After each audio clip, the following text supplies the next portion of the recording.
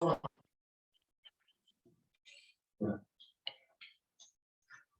为看到每一次是有趣。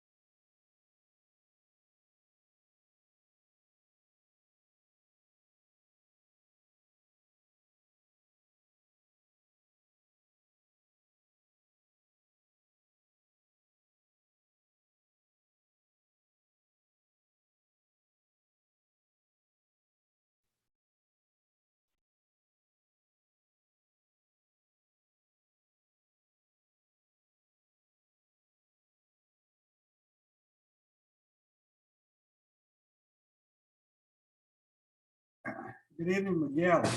Good evening, all.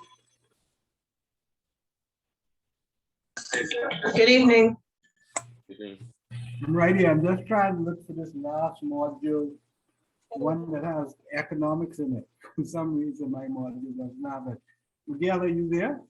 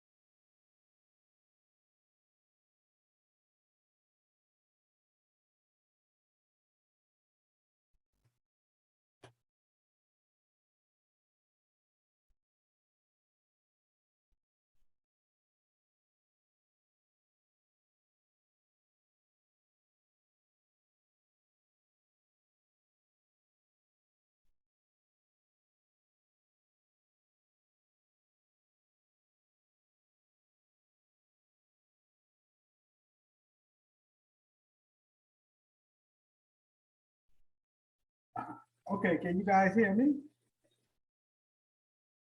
Yes, I can hear you. Okay, Mr. Pierre, good evening. For some reason, we should be covering economics. This is the last segment. For some reason, I cannot, the module I have doesn't have it online. Are you guys reading from a book?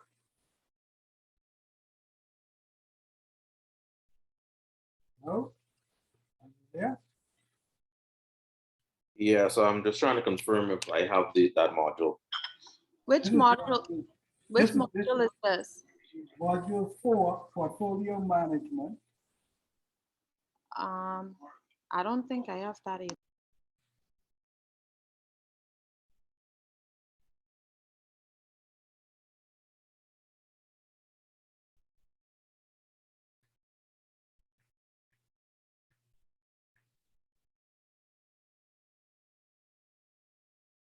It would be the stuff that comes after the asset allocation.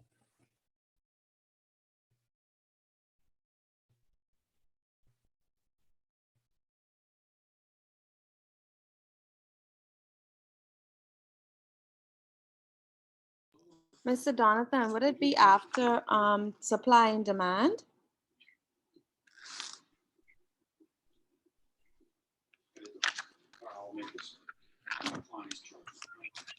Miguel, are you at our office or any, mine was for the last part of it. For some reason, the economics part is not included in my download, and I don't have my hard copy. Are you-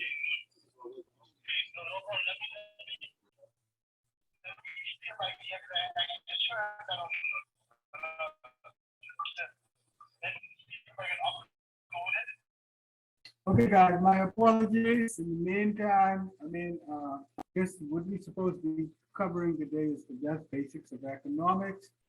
I'll see if Miguel can upload it. In the meantime, I'm going to continue to search for it. Please bear with me.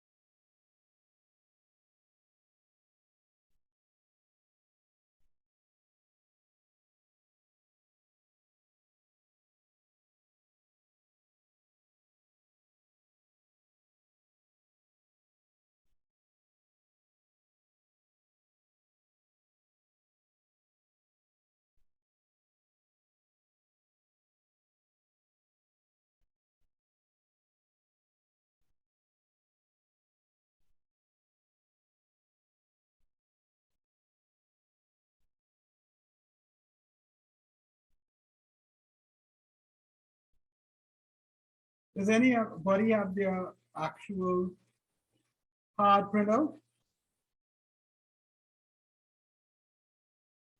I do, but I don't see economics listed there on it. Nothing to do with the supply and demand curve. No. Mr. Donathan, Yes, It says basics of supply and demand. right. Is that after the investment product part? What part is that up at the top? That would have been after asset allocation. That would be after asset allocation. Yeah. Yes, the importance of asset allocation.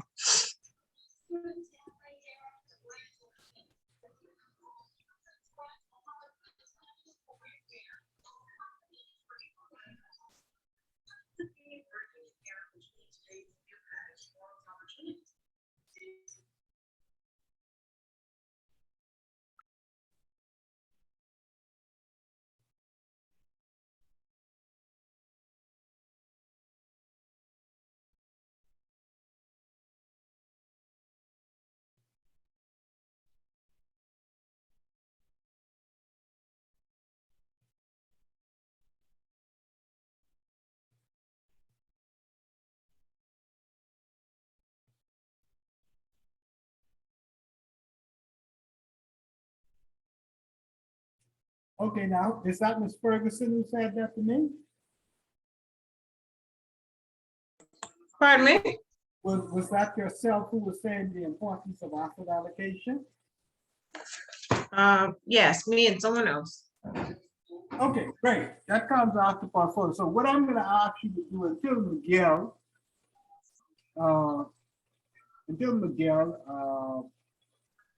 sends it to me or calls me back, can I ask you a favor to kick it off and begin reading that?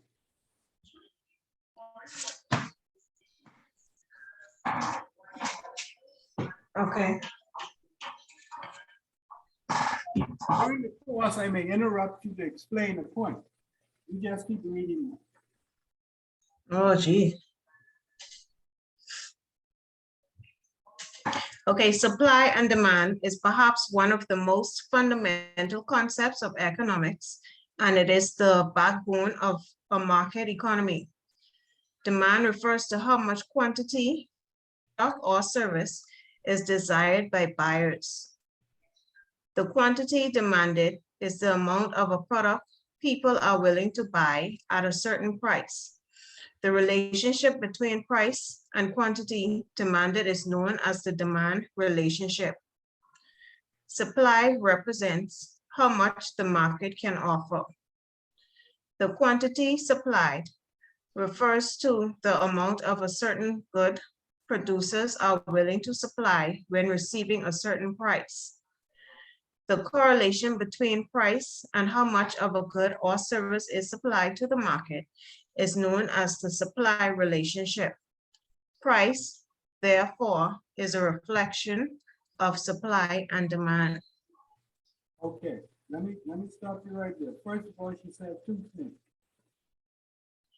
The demand relationship with regards to price and the supply relationship with regards to price.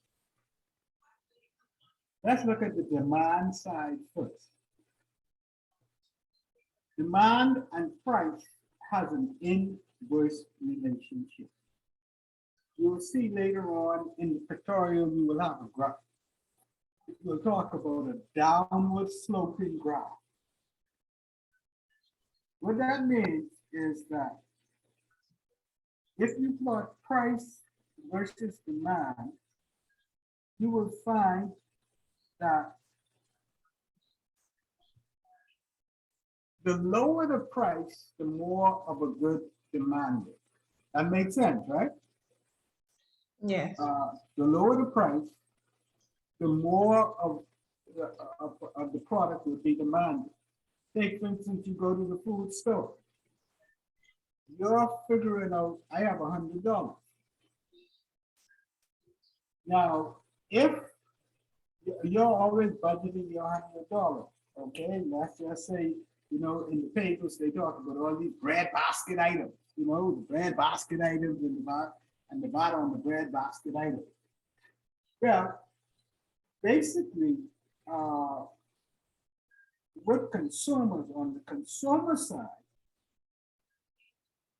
is saying that if the price declines, suppose for a certain instance, you were buying a dozen oranges, and a dozen oranges cost you at one point in time $2. Okay. Now, so you're contented with a dozen oranges costing $2.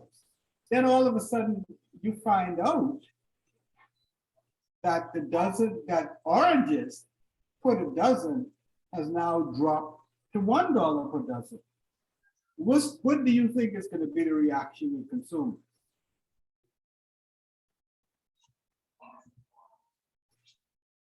More persons will purchase the oranges.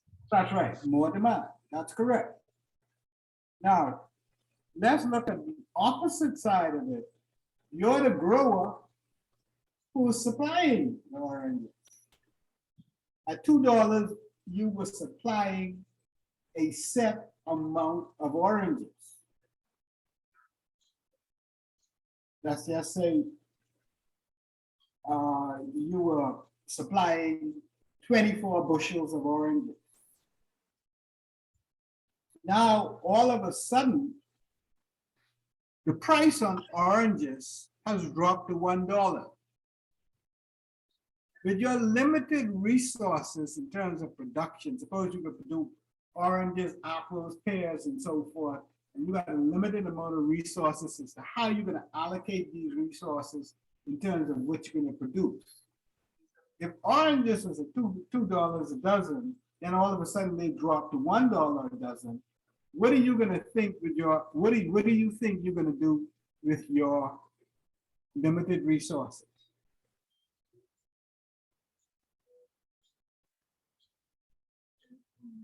You're gonna, when I say limited resources, I'm talking about human, plant capacity and everything like that. I should have said that. You are going to switch from producing oranges to producing another product that's going to give you a higher price. So you may switch from producing 24 bushels of oranges, you may drop that to 12 and start producing more bushels of apples or pears because you're getting a higher price. So the supply curve for the supply curve of demand and price is upward sloping. The higher the price, the more the supply produce. Okay? All right, Ms. Ferguson, you can pick up, keep on going. The relationship between demand and supply underlie the forces behind the allocation of resources. In market economy theories, demand and supply theory will allocate resources in the most efficient way possible. How? Let us take a closer look at the law of demand and the law of supply. The law of demand. The law of demand states that if all other factors remain equal, the higher the price of a good, the less people will demand that good. In other words, the higher the price, the lower the quantity demanded. The amount of a good that buyers purchase at a higher price is less because as the price of a good goes up, so does the opportunity cost of buying that good. As a result, people will naturally avoid buying a product that will force them to forego the consumption of something else they value more. The chart below shows that the curve is a downward slope.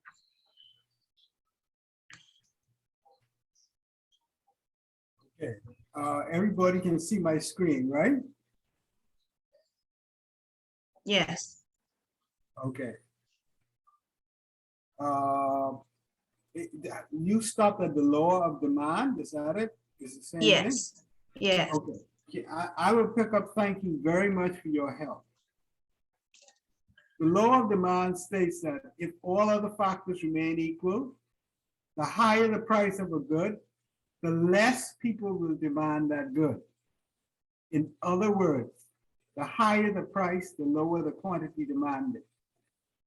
The amount of a good that buyers purchase at a higher price is less because as the price of a good goes up, so does the opportunity cost of buying that good.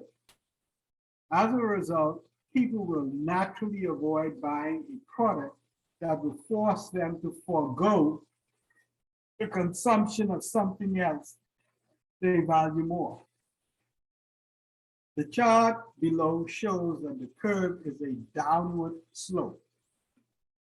I'm going to pause here.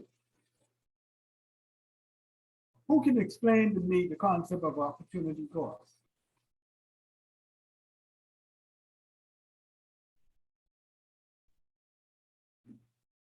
Come on, guys. I know I got some Is it smart- the cost can't get of my- an oh. alternative option, I guess, or mode of action? Yeah, So but the alternative. develop it a little bit more, Ms. Lewis. You're on there. I know what you're trying to say, Right. but develop it just a little bit more for me. Well, I guess if you have plan A and plan B and you choose plan A, the opportunity cost would be the cost of plan B. I guess What I you don't know how else. forego. That's correct. Right. Yeah. What you forego is, so take for instance, now you want a fixed budget or a fixed income like most of us have. All of a sudden, you were buying the 2 dozen of oranges. The price of oranges go from $2 to $3. It's going up now, it's not going down.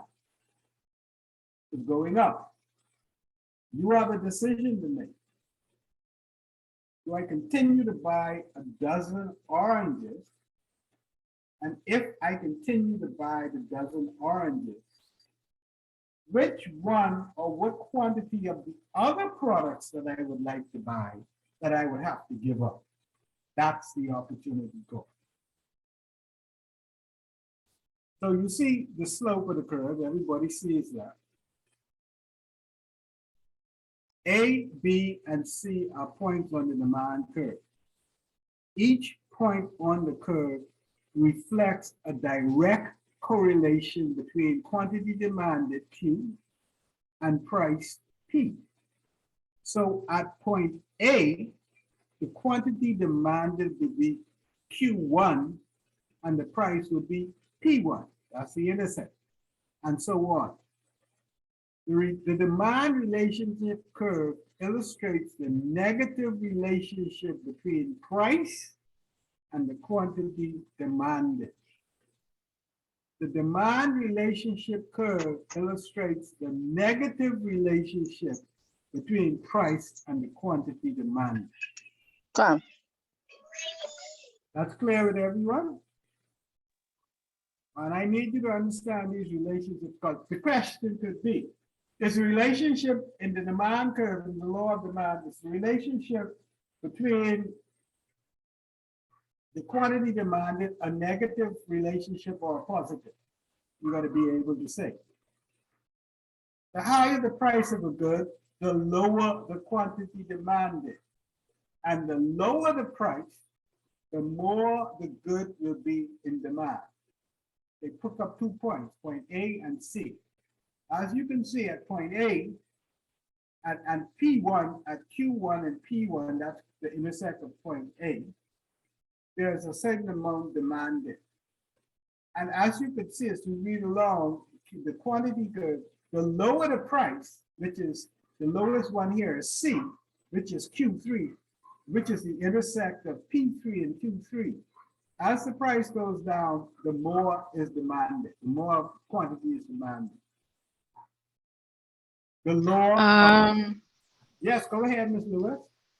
Isn't there a caveat here that that's only true because the distribution of wealth is uneven? I'm sorry, could you speak a little bit louder? Just thinking, that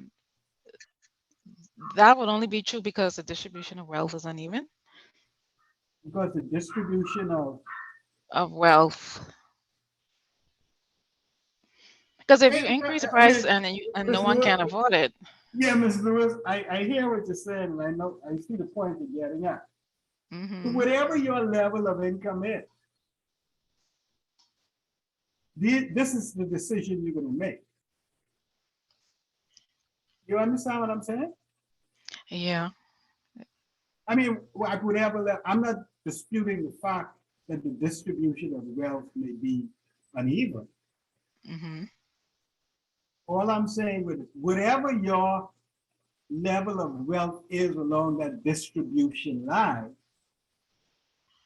you have a limited resource that's called money or income.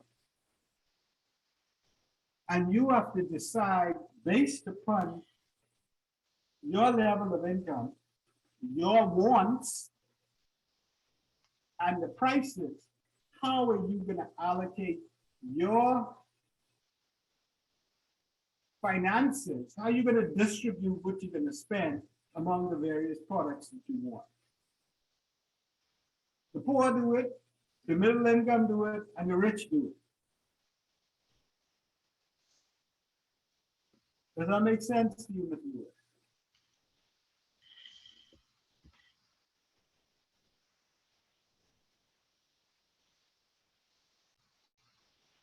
Hi, Mr. Lewis, are you there? Oh, you mean me specifically? Yeah. Yeah. I mean, you asked the question, I gotta make sure you have an understanding. Yeah, I mean, I get it, but I guess at some point the upward trend of this graph has to come to an end. Yeah, I mean, you going deep into it. Yes. Yeah, because now you're talking about the utility factor. Every unit of a product you buy, the utility it gives you or the level of satisfaction it gives you diminishes. Right. There is a point in time that, hey, no matter how much money I get, there's only so much oranges I can eat or want. Right. Right. Okay, it's like if you ever been to the point where I mean on Sunday, right? When you're sitting in church and the minister going on long with his sermon. That time you hungry. And he look like he can't finish the sermon. All you know that expression, like, yeah, I'm so hungry, I can eat a horse. When you get home, you have a big plate of macaroni. That first bite of that macaroni, ooh, I hit the spot. Second bite, yeah. Third bite, oh yeah. Fourth bite, okay. Fifth bite, you ever hear and then colloquialism, boy, I stole now. So every bite of macaroni you take, the level of satisfaction it's giving you is diminishing. But that's deep economics, okay? Yeah, sorry. We good? You good? You good? Okay. Yeah, I'm good. Unlike the demand relationship of time and supply, unlike the demand relationship, however, the supply relationship is a factor of time.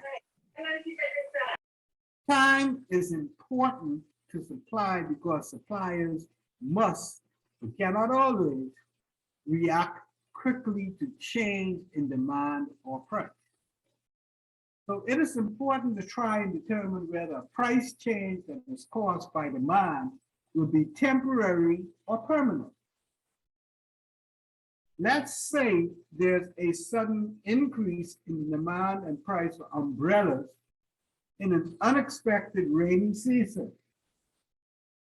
Suppliers may simply accommodate demand by using their production equipment more intensively.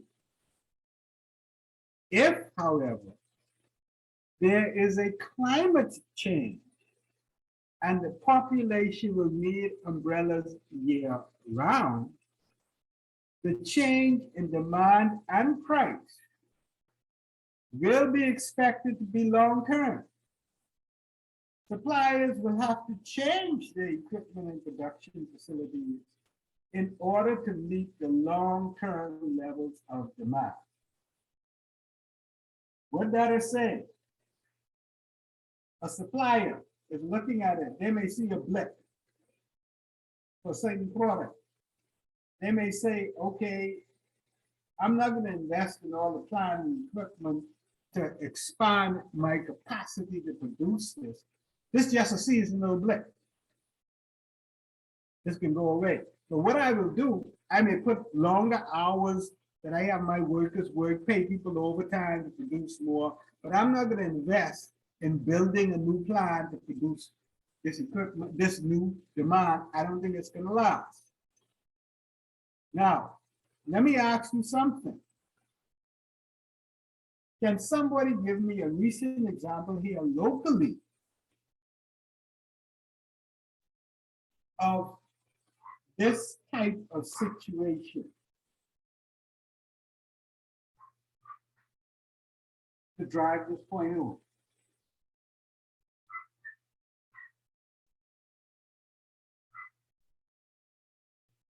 Anyone?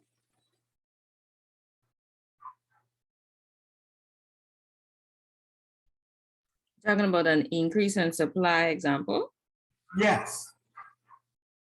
First That- thing that came in my mind is face masks. Would it be that? That's what I thought of. Ah.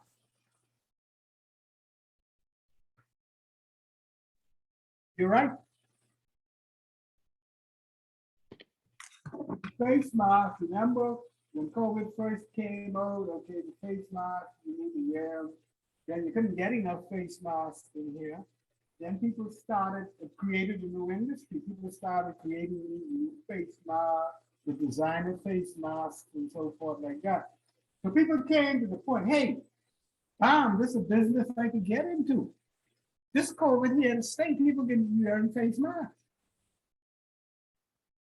Another example of that, and the one I was thinking about. You know the Bacardi plant right up here on Meeting Street that made their rum? You know Yeah, what I'm talking about? yeah, I think so. Okay, because it was on the news. When COVID hit, people going into lockdown. So all the bars, all the restaurants closed. So they have a downtick in the demand for alcohol. Now that's what I'm told. I know for that.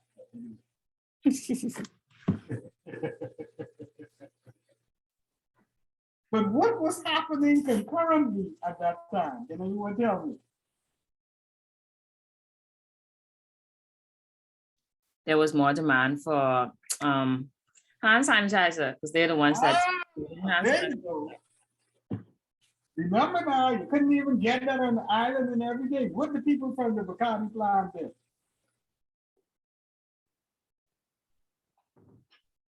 What they told them? So what did they do? What did the Bacardi plan do? Yeah. They started making hand sanitizer out of. There you go, man. Yeah. Now, they reconditioned their assembly line to say, the guy said, hey, I just do alcohol here, I just do purified alcohol here and so forth like that. I just not making hand sanitizer because the demand for rum been going down because we in lockdown every other week. They started making hand sanitizer, right? Yeah. Yeah. Even when the demand for rum went back up, they created another line. They still make hand sanitizer.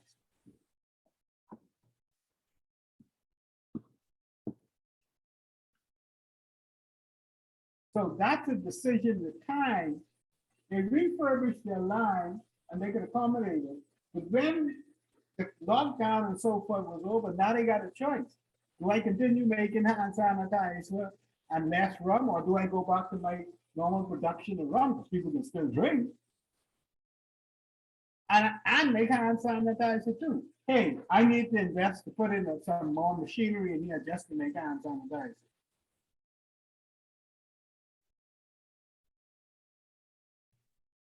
Okay, supply and demand relationship. Now that we know the laws of supply and demand, let's turn to an example to show how supply and demand affect price. Imagine that a special edition CD of your favorite band is released on $20.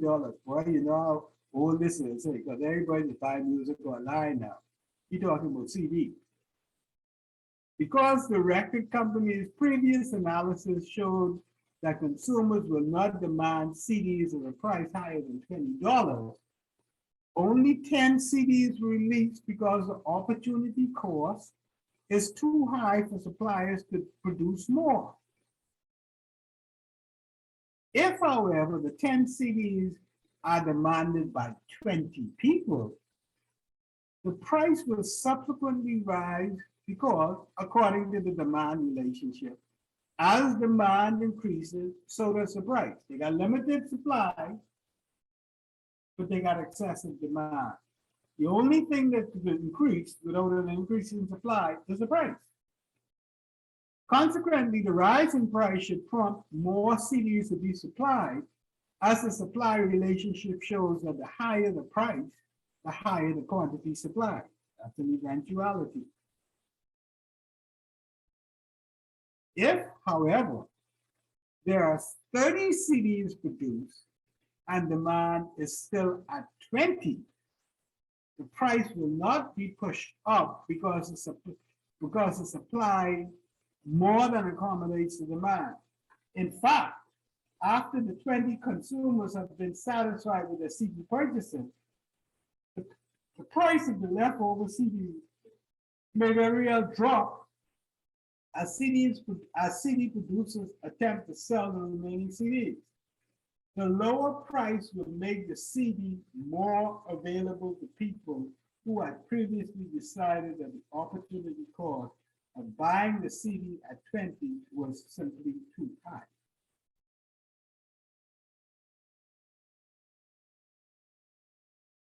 Anything I need to go over in that paragraph? So that's a lot of information coming in that paragraph. Everybody understands that?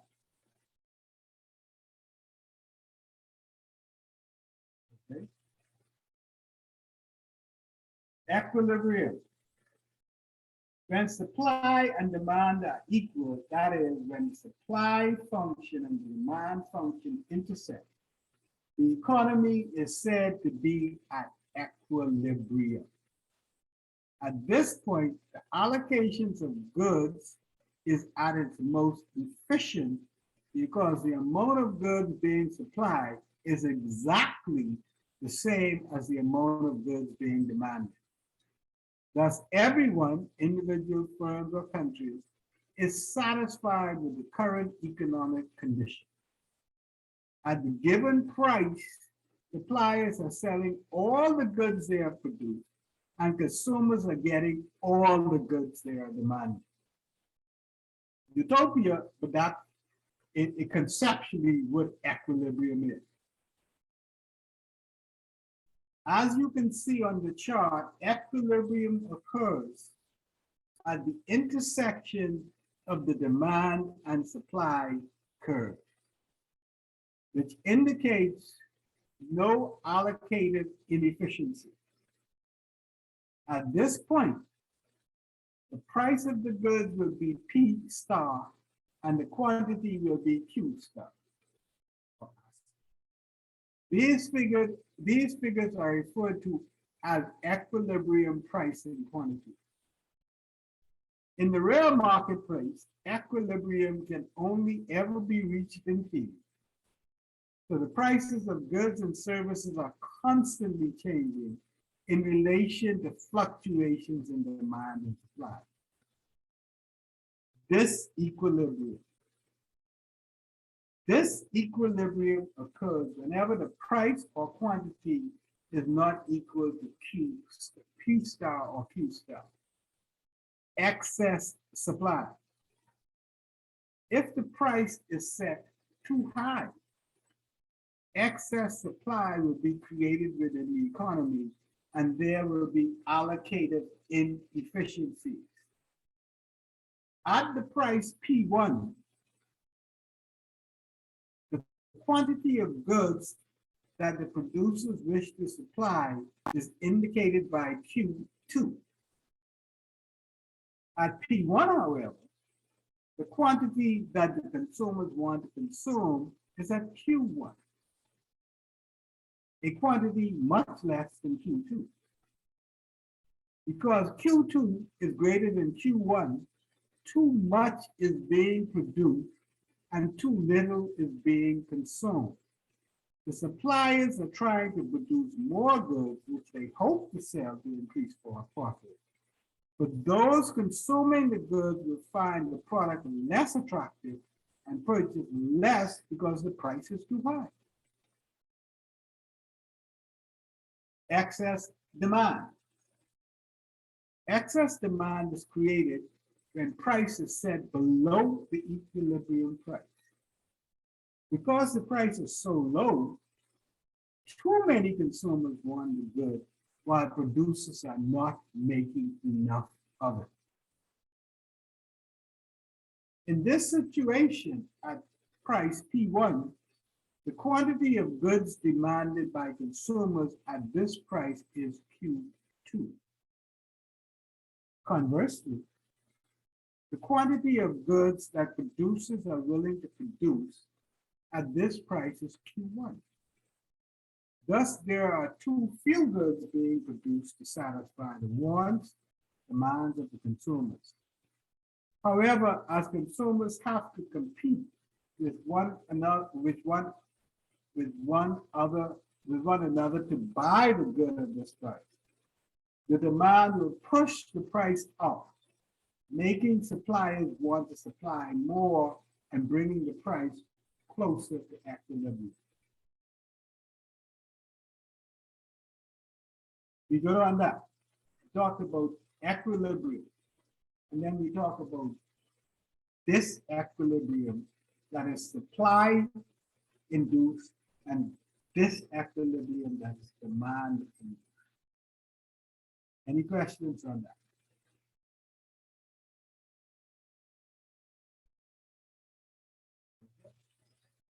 Shift versus movement. For economics, the movements and shifts in relation to supply and demand curves represent very different market phenomena. Movements. A movement refers to a change along a curve. On the demand curve, a movement denotes a change in both price and quantity demanded from one point to another on the curve. The movement implies that the demand relationship remains consistent. Therefore, a movement along the demand curve will occur when the price of the good changes and the quantity demanded changes in accordance to the original demand relationship. In other words, a movement occurs when a change in the quantity demanded is caused only by a change in price and vice versa. So there you have a graph that pictorially depicts what they're trying to say. That line or curve, as they call it, is the various quantity demanded for various prices. Notice that if the price changes from P1 to P2 is just a shift in the quantity demanded. It's just a movement. They go from P1 to P2, Q goes from Q1 to Q2. That relationship that says a $1 increase a $1 decrease in price leads to a 10% increase in quantity.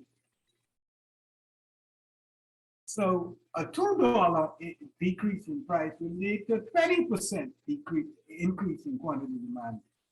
That relationship of $1 equals 10% shift, that's linear, that's constant. They've decided that that's it. Like a movement along the demand curve, the movement along the supply curve means that the supply relationship remains consistent. Therefore, a movement along the supply curve will occur when the price of the good changes and the quantity supplied changes in accordance to the original supply relationship. In other words, a movement occurs when a change in quantity supplied is caused only by a change in price and vice versa. So the only variable in play here, or the two variables in play here, is price and quantity demand, or quantity supply. Bear that in mind now. Shifts. A shift in a demand or supply curve occurs when a goods quantity demanded or supplied changes, even though price remains the same. For instance, if the price for a bottle of beer was $2 and the quantity of beer demanded increased from Q1 to Q2, then there would be a shift in the demand for beer. Shifts in the demand curve imply that the original demand relationship has changed. Shifts in the demand curve imply that the original demand relationship has changed, meaning that quantity demanded is affected by a factor other than price. That causes a shift in the demand, in the price-demand relationship. A shift in the demand relationship would occur if, for instance, beer suddenly became the only type of alcohol available for consumption. Okay, so that's a factor other than the price that has changed.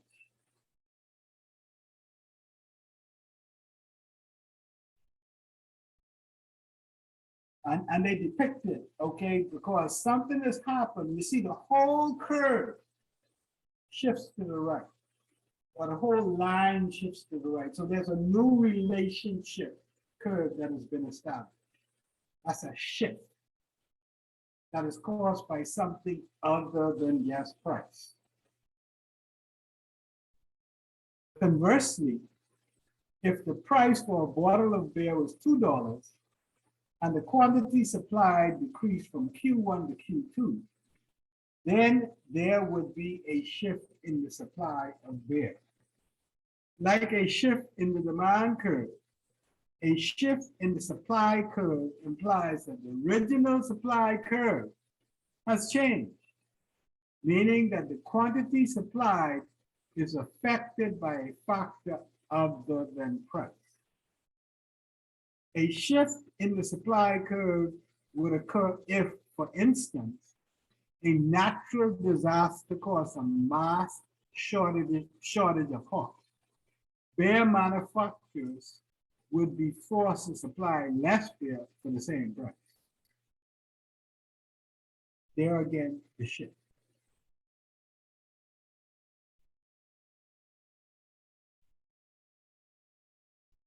Okay, guys, believe it or not, that brings us to the end of module 4. So I'm going to throw the floor open to see if there are any questions.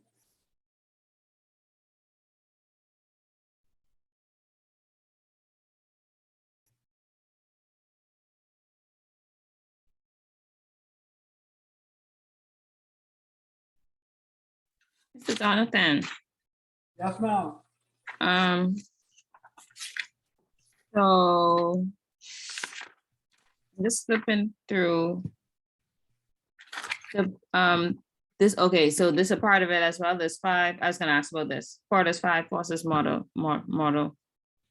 Is this supposed to be under? This is part of the economics. Okay. All right, so let me cover this one time for you, okay? What is 5 forces model?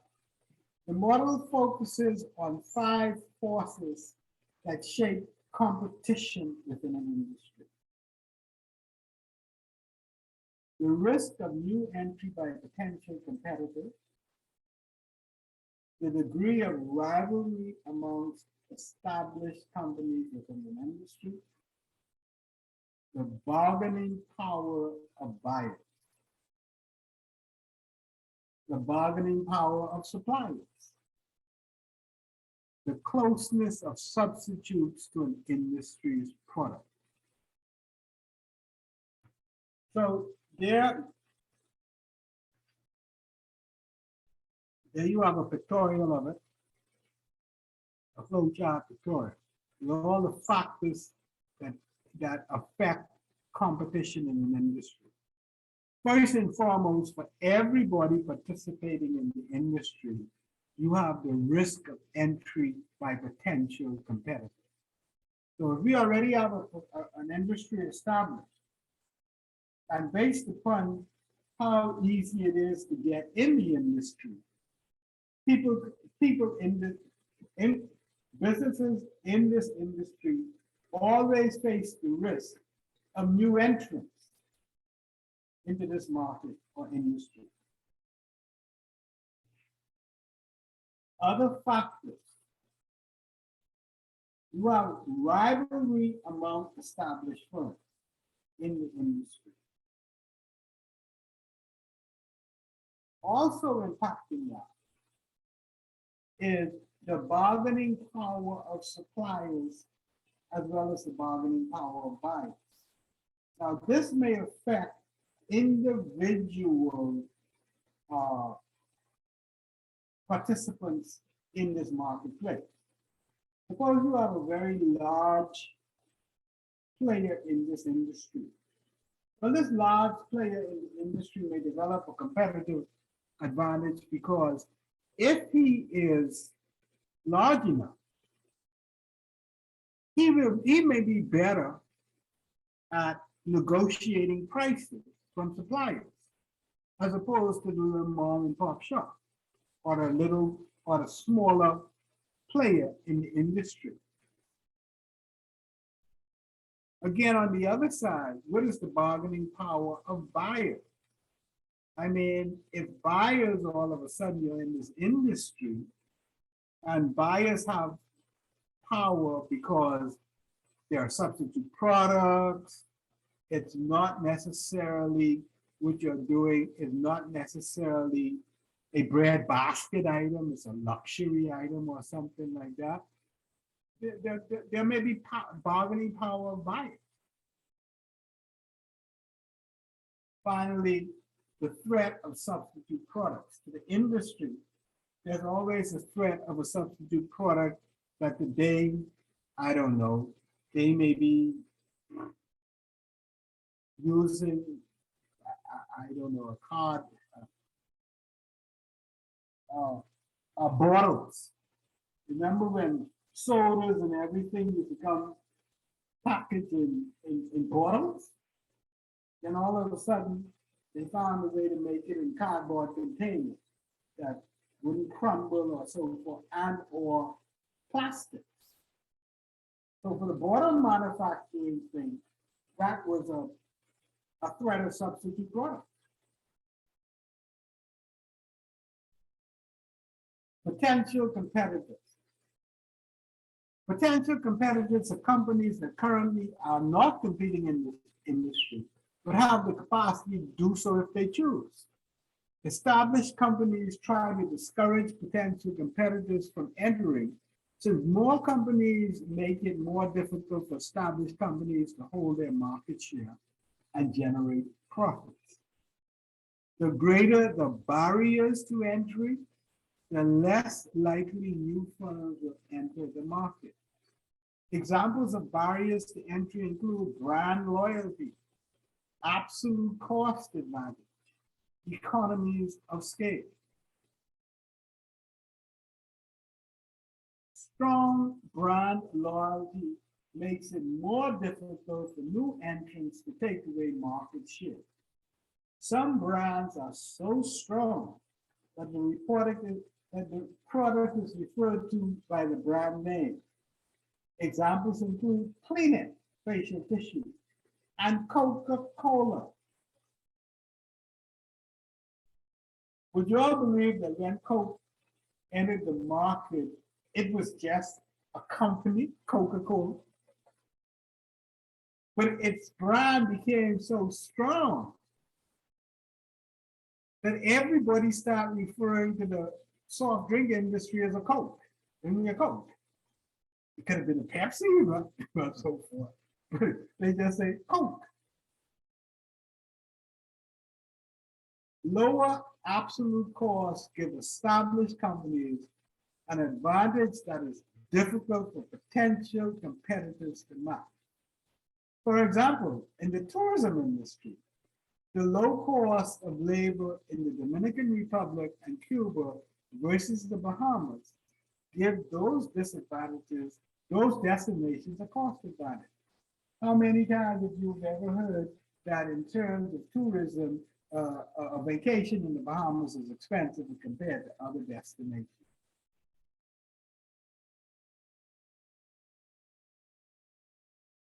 Economies of scale are the cost advantages associated with large company size. Fixed costs can be spread over a large volume of production, which reduces the fixed cost per unit. Companies with scale can negotiate discounts on bulk purchases. Large fast food operators like McDonald's, retailers like Walmart, and beer producers like AB and Bear, S.A. Bill, I guess that's Miller Bush, or 30% of global market. These are established firms. Suppliers don't tell them what they can supply, what they can supply, their supply. They tell them what they're willing to pay. Rivalry among established companies. Competitive structure refers to the number and size distribution of companies in the industry. Demand conditions. Growing demands tend to moderate competitive pressure. Exit barriers. If exiting the industry is expensive, then firms will compete for longer than would have been the case if exiting the industry was easy. The bargaining power of buyers. According to Porter, buyers are most powerful when supply industry is composed of many small companies and the buyers a few and large, and the buyers a few and large. When buyers purchase in large quantities. When the supply industry depends on the buyers for a large percentage of its total orders. When buyer can switch orders between supply companies at a low cost. When it is economically feasible for the buyers to purchase the input from several companies at once. When buyers use the threat to supply their own needs through vertical integration. The bargaining power of suppliers. According to Porter, suppliers are most powerful when the product that suppliers sell has few substitutes and is important to the company. The company's industry is not an important customer to the supplier. Suppliers' respective products are differentiated to such an extent that it is costly for a company to switch from one supplier to another. Suppliers can use the threat of vertically integrating forward into the industry. Buying companies are unable to use the threat of vertically integrating backwards. The threat of substitute products. Examples include coffee and tea or the Bahamas and Florida and tourism. In other words, hey, if coffee get too high, I'll just switch to tea.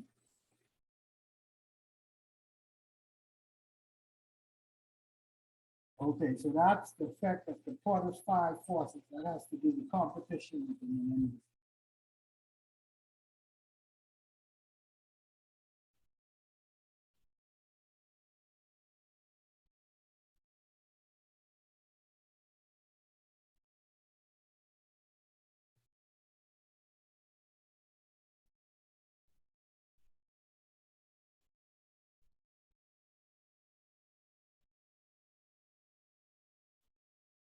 Well, this graph here has to do with something we've covered. Present value, future value, annuity future value. So we've covered that. So I think I've covered everything in module 4.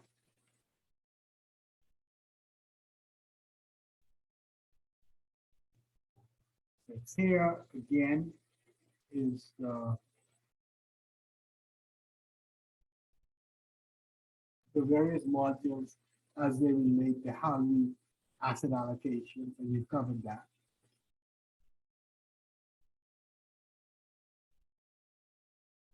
Yeah, that's it.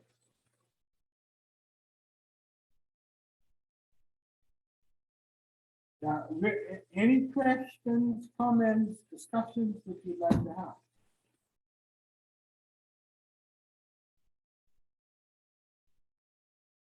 I'm gonna stop sharing my screen.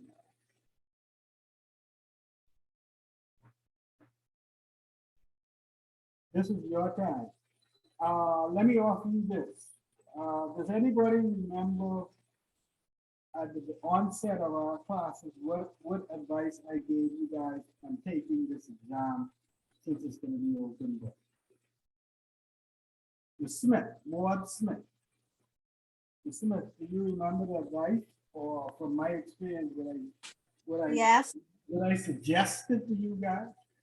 you suggested that we go to the question, don't spend time on questions that we don't know the answer to, because the test is going to be based on time management. So answer the questions that we do know the answer to, and then go back to the ones that we're struggling with. And that we will need a financial calculator that will make it much, much easier for us to answer the problems. Fantastic. Thank you very much. As I said before, part of this exam, a lot of people beat themselves up. Later on, they said, oh, I failed the exam. And it takes a lot of people confidence away. And because I sit with people also sometimes who are taking this exam for the second time. And my experience has shown me that given time, they know the material. What they didn't do was practice taking the exam. All right? That's, I cannot emphasize that, and I encourage you to please press Miguel to give you all some old mock exams to take. A key component of passing this course is time management work.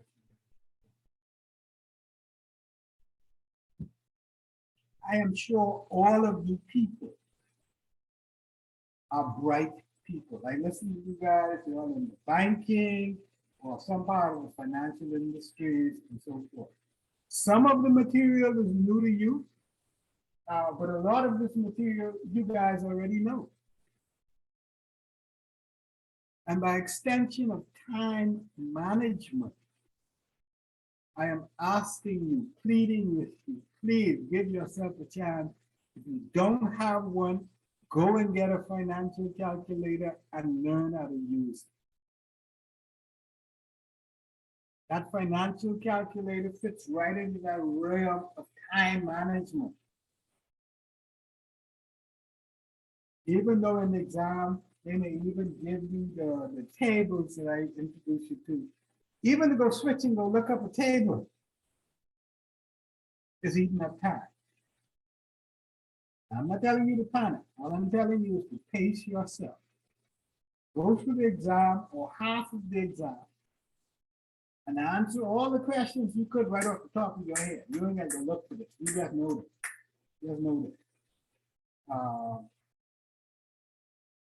Like when I sat this exam, because I've been in the industry so long, anything they ask me on time value, future value, portfolio management, bonds, and so forth, I had to deliver. I knew that. I eat, sleep, and drink that. That's what I do for my work. some of the stuff in law was new, but it wasn't so new that just in my ordinary day in life that I hadn't been through it, and what's a will and so forth like that. Everybody is a little exposed to it. The module that gave us the most difficulty on my group was the wealth management portion. Where you're dealing with IBCs and so forth like that. I mean, we got everything. And historically, that has always been, and you have to check this with Miguel, the module that most people who passed it scored the lowest. And the thing about that is, it is always changing, it is always in flux. Which module is that you said? That's the last one, module 6 and 7. Oh, Yeah. oh yeah.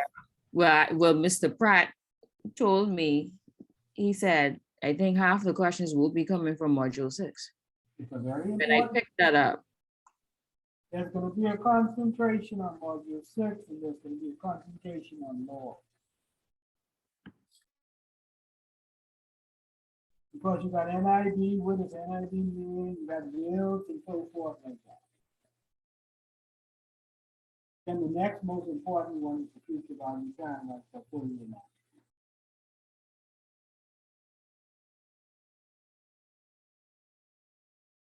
So I encourage you guys, before you sit this exam, get together with you. Get some mock exams. Insist that Miguel gives you at least one mock exam from prior exams.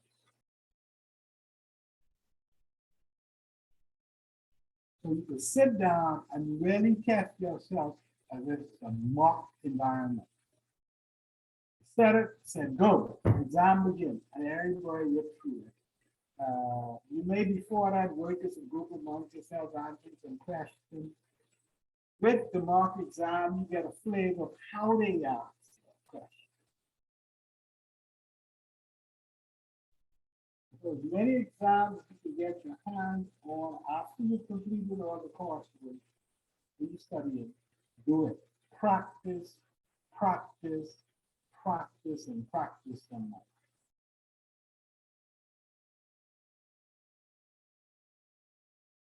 That's my humble advice.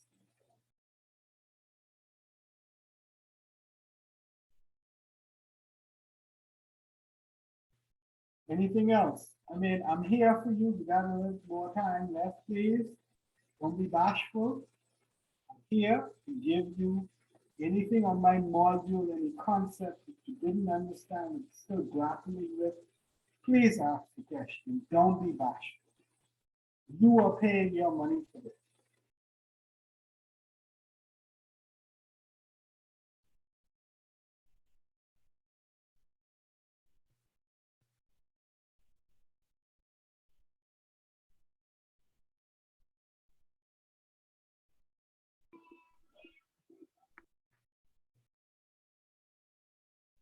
Ms. Wellstrom? I was just wondering if anybody else wanted to do the extra class so we can focus on those practice problems.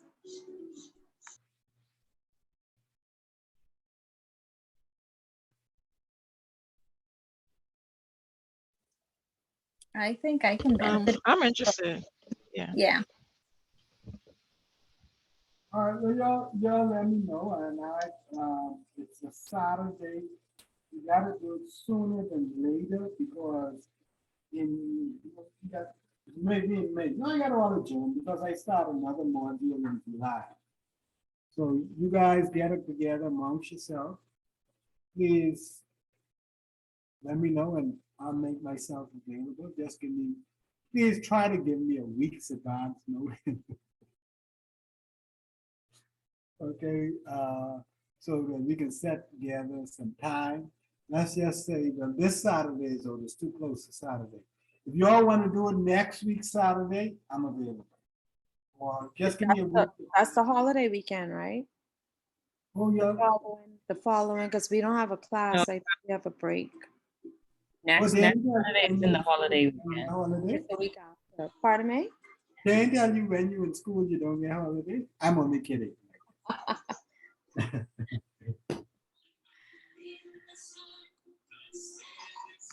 Yeah, but y'all let me know, even if it's that Saturday, I don't have a problem for a couple of hours. I will, my commitment to you guys is what's convenient for the whole group. Okay. And I All think it would be best to discuss it now because I don't see how everyone is going to communicate after. All right, well, y'all, then that's an open forum. I'll be here listening. That's not a decision I can make. Y'all gotta discuss it amongst yourselves. Like, which is a Saturday, I will stay in the course, listen, and then you'll finally come up with a date. I'll make a record of it. What time Saturday you said you're available? What time on Saturday? Let's say the best time for me would probably be from about, on a Saturday, 1 to 3. Either that or 9 to 11. 9 to 11 in the morning. That's mine. Yeah, that's fine with me. Now, okay, I'm just telling you my time slots now. Y'all discuss it amongst your group. And y'all decide which one it's gonna be. 9 to 11 works for me as well. 1 to 3 may not work. Okay, that's not a problem. I have 2 people, 9 to 11. Anybody else? I have a problem with the 9 to 11. Yeah. Okay, now, I have a question. It's a very appropriate question. Which date? Which Saturday? That's the next. I guess the two options would be next week or in 3 weeks, because the second week from now would be the holiday. You don't want to push it too far out. So that would be my suggestion. Next Saturday? Right. So either the 28th or the 11th.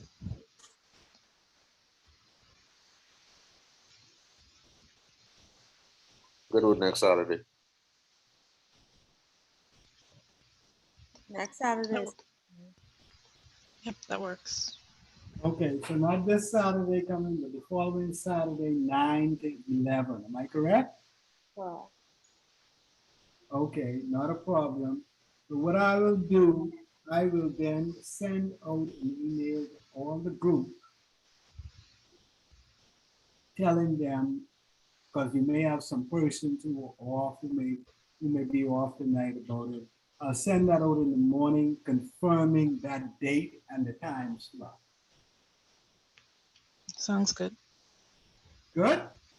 that's Yep. good. Okay, well, I mean, you'll get off a little easy tonight, but we can make it up on the Saturday. Okay? Okay. Please, everybody, enjoy the rest of your evening and be safe. You too. Good night, Okay. everyone. Good Mm. night.